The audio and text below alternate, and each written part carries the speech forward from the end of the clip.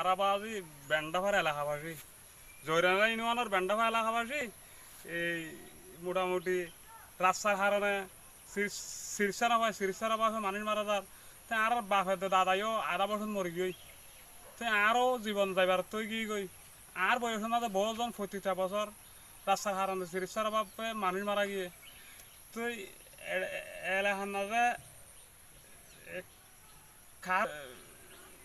নেটওয়ার্কের কোনো টাওয়ার নাই তো নেটওয়ার্কের টাওয়ার না তাহলে কার না তাহলে রাস্তা না তাহলে কিছু না তাহলে তো আর মানুষের জীবন বসবাস 600 বছর গুজরানো যার কেটে দেখে আনার এই দেশের ক্ষেত খোলার ইনকাম হইলে যেখানে ফসলের ইনকাম হইলে খুব ভালো ইনকাম কিন্তু ওই ফসলের জিনিস বইরে নিতে হাতো বাজে হাতো ছাটিয়ে দিয়ে আই সব সময় খেতি করি আর এলাকাবাসী আর বহুত খেতি করে এলাকার জিয়ার ওই আন বেশি ক্ষেত খোলা ফসল কিন্তু হাঁটো ছাড়ো গিয়ে দক্ষর বিনামাই মানে অসুখ বিসুখ হইলে এসিসিয়াল লই মানুষের বার করা পড়ে এসিসিয়াল বার করা আরে ধরারে মারারে করতে করতে ওই মানুষ বহু মানুষ ক্ষতি হয়ে যাবে।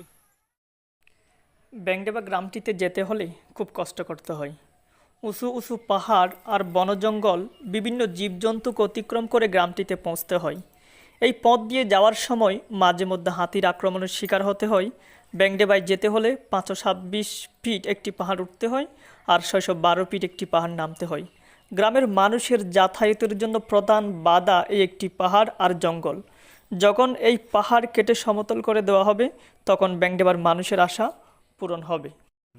এই বড় বড় পাহাড় এবং জঙ্গলের মধ্য দিয়ে তারা কিভাবে যাতায়াত করে প্রশ্ন করেছিলাম একজন ব্যাংডেবার স্থানীয় বাসিন্দাকে।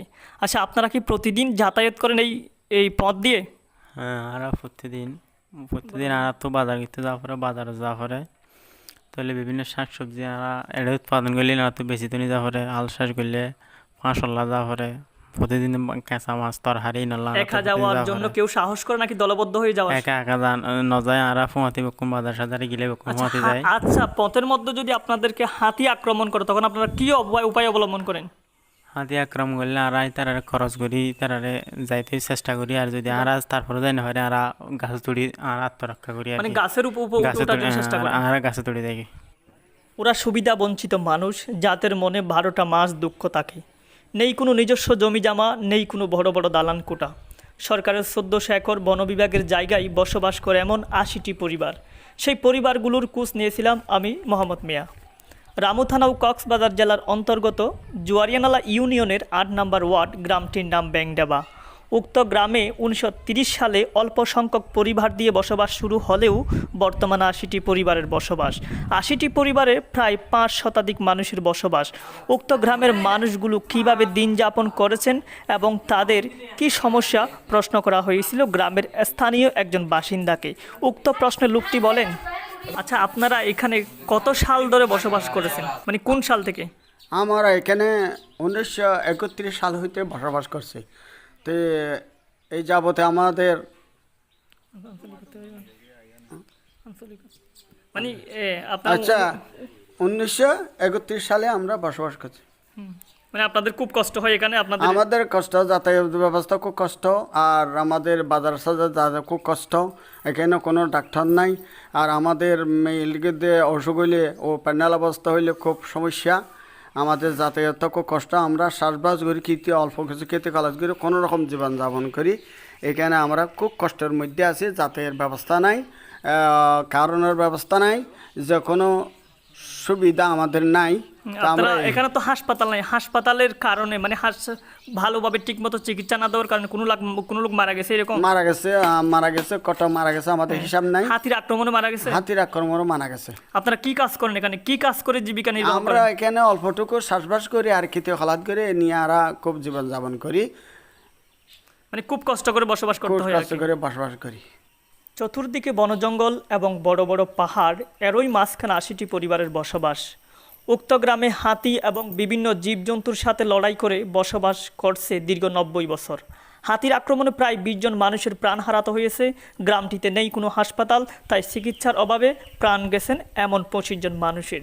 এত সংগ্রামের মধ্য দিয়ে দিনগুলো অতিবাহিত করেছেন ব্যাংডেবার 80টি পরিবারের প্রায় 5 শতাধিক মানুষ।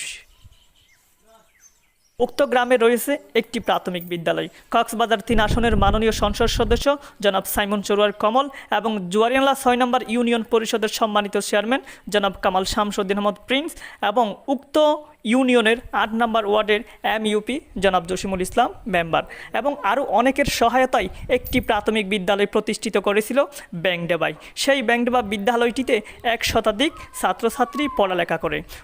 কিন্তু দুঃখের বিষয় হলেও সত্য যে একটি প্রাথমিক বিদ্যালয় ব্যতীত আর কোনো নেই হাই স্কুল, নেই কোনো কলেজ, অর্থাৎ ছাত্রছাত্রীরা ৫ম শ্রেণী পড়ার পরে আর কোনো পড়ালেখার সুযোগ নেই উক্ত গ্রামটিতে। স্কুল সম্পর্কে জানার জন্য আমি প্রশ্ন করেছিলাম একজন ব্যাংডেবার স্থানীয় বাসিন্দাকে। আচ্ছা, আপনারা এই একটি প্রাইমারি স্কুল পেয়েছেন, এই স্কুলটি পেয়ে আপনারা কি খুশি? স্কুল ভাইরা আর খুশি হই আর পয়েন্ট ফার্স্ট ক্লাস হলেও এড়ে পরিবারে ইয়ান আর খুশি হই। কিন্তু দুঃখের বিষয় এখানে কোনো হাই স্কুল নেই, কোনো কলেজ নেই, তাহলে ৫ম শ্রেণী পড়ার পরে আর কোনো পড়ালেখার সুযোগ নেই এখানে। এড়ে ফার্স্ট ক্লাস পরিবার আর কোনো পরিবার কোনো সুযোগ নাই, কারণ যাতায়াতের রাস্তা খারাপ, চারিটা হতুন মোড়া পাহাড় জঙ্গল, এ কারণে পয়েন্ট বাইরে যাই পারে লেখাপড়া করে নিতে পারে। ফার্স্ট ক্লাস আর আর মসজিদ আনলে আর লেখাপড়া করে নিতে পারে, শিখাই নিতে পারে। দুঃখর কারণ হইলে আর বেশি দুঃখ লেগে সমস্যা লেন আর জীবনযাপন করি দিয়ে, কারণ চারিটা হতুন মোড়া পাহাড় জঙ্গল হাতের আক্রান্ত, তোলে যাতায়াত উড়া পরে লামা পরে পয়েন্ট একা যাইতে তারা বই করে আর এড়ে সামান্য কিছু শ্বাসবাস করি খেতে হলাত করি ওরে ইনলে আর জীবনযাপন করি। আপনাদের প্রধান সমস্যা কি? প্রধান কি সমস্যা আপনাদের? আর প্রধান সমস্যা হইলে বেশি সমস্যা হইলে আর রাস্তা যাতায়াত বেশি খারাপ। যাতায়াত যদি ক্লিয়ার হইলে আর বুঝিয়ে লেখাপড়া করতে পারি, আর সুন্দর করে ফেলতে পারি। আর নেটওয়ার্ক নাই, আর দূরে দ্বারা আর কিছু তারালে যোগাযোগ করিলে পারি, নেটওয়ার্কও নাই আর কারণ নাই, তাহলে কারণ হসপিটাল নাই, তাহলে আর মা বোনের বহুত ডেলিভারির সময় আর হসপিটালের সময় বুঝে পৌঁছাইলে পারি, আর বহুত মা বোনের মারা যায়। প্রিয় দর্শক, আমরা এখান থেকেই বুঝতে পারি মাননীয় প্রধানমন্ত্রী জননেত্রী শেখ হাসিনা বলেছিলেন বাংলাদেশের প্রত্যেকটি অঞ্চলে কারেন্ট চলে যাবে, কিন্তু দুঃখের বিষয় ব্যাংডেবা গ্রামটিতে এখনও কারেন্ট আসেনি। তাহলে আপনাদের কারেন্টের সমস্যা, যাতায়াতের সমস্যা, চিকিৎসার সমস্যা, এখানে অনেক হাতি, এই হাতির সাথে সংগ্রাম করে আপনারা জীবনযাপন করছেন। আপনারা কি একা একা বসবাস করতে ভয় পান নাকি দলবদ্ধভাবে বসবাস করেন? আমরা তো এখন এখানে বহুত লোক, ৪-৫০০ মতো লোক আছি, তাহলে যাতায়াত করলেও ২-৪-১০ জন সঙ্গে করে যেতে হয়, একা ১-২ গেলে আমাদের ভয় হয়। দুঃখ দুর্দশার মধ্য দিয়ে বেড়ে উঠেছে ব্যাংডেবার প্রত্যেক শিশু কিশোর। বিনোদন হিসেবে ফুটবলকে বেশি ভালোবাসেন ব্যাংডেবার প্রত্যেক শিশু কিশোর, কিন্তু দুঃখের সাথে বলতে হয় প্রাথমিক শিক্ষা পেলেও পাচ্ছে না তারা মাধ্যমিক আর উচ্চ মাধ্যমিক শিক্ষা। ব্যাংডেবার ৮০টি পরিবারের মানুষ কিভাবে জীবিকা নির্বাহ করেন এমন একটি প্রশ্ন করেছিলাম ব্যাংডেবার স্থানীয় একজন বাসিন্দাকে। আপনারা কি কি লালন পালন করেন? আমরা গরু ছাগল, মানে গরু ছাগল লালন পালন করেন, এগুলা বিক্রি করে জীবিকা নির্বাহ করেন। আচ্ছা, গ্রামের মধ্যে প্রায় আমি শুনেছি ২ শতাধিক গরু হবে, এটা কি সত্য? সত্য। আচ্ছা, গরু পালন করেন, আর কি পালন করেন? ছাগল। প্রিয় দর্শক, আমি এখন ব্যাংডেবা গ্রামটিতে আছি। আপনারা জানেন এই ব্যাংডেবা গ্রামটি রামু উপজেলার অন্তর্গত। এই গ্রামে ৮০টি পরিবার আছে, ৮০টি পরিবারের মধ্যে ৫ শতাধিক মানুষ বসবাস করে। এই গ্রামের মধ্যে আপনারা দেখতে পাচ্ছেন একটি প্রাথমিক বিদ্যালয় আছে। এই বিদ্যালয়টিতে ১ শতাধিক ছাত্রছাত্রী পড়ালেখা করে।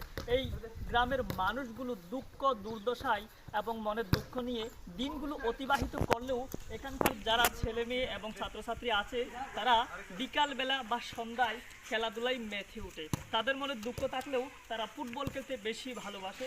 এই ফুটবলটা নিয়ে যখন আসরের আজান হয় তখন ওরা স্কুল মাঠে চলে আসে। এভাবেই তারা খেলাধুলার মধ্য দিয়ে দিনগুলো অতিবাহিত করে। ধন্যবাদ।